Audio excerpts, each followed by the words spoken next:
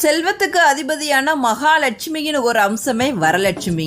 வரலட்சுமி விரதம் அப்படிங்கிறது மனிதர்களோ தேவர்களோ முனிவர்களோ சொல்லி கொடுத்த விரதம் கிடையாது. அந்த மகாலட்சுமியே கற்றுக் கொடுத்த விரதம். அப்ப இந்த விரதத்துக்கு எவ்வளவு மகிமை இருக்குன்னு பார்த்துக்குங்க. ஆடி அமாவாசைக்கு பிறகு பௌர்ணமிக்கு முன்பு வரும் வெள்ளிக்கிழமையில தான் வரலட்சுமி விரதம் அனுஷ்டிக்கப்படுது. சிவபெருமானின் உபதேசப்படி மகாலட்சுமியை வழிபட்டு விரதம் இருந்தால் உமாதேவி, மலைமகளாம் பார்வதி தேவி அலைமகளாம் திருமகளை போற்றி விரதம் இருந்த நன்னாளே வரலட்சுமி விரத நன்னாள் ஆகும். சித்திரநேமி வரலட்சுமி விரதத்தை கடைபிடித்ததால் குஷ்டம் நீங்கி மீண்டும் கைலாயம் சென்றாள். விக்ரமாதித்தன் இவ்விரதத்தை அனுஷ்டித்து நந்தனிடமிருந்து ராஜ்யம் பெற்றார். நந்தனின் மனைவி இவ்விரதம் இருந்ததால் பிள்ளை பேறு பெற்றாள்.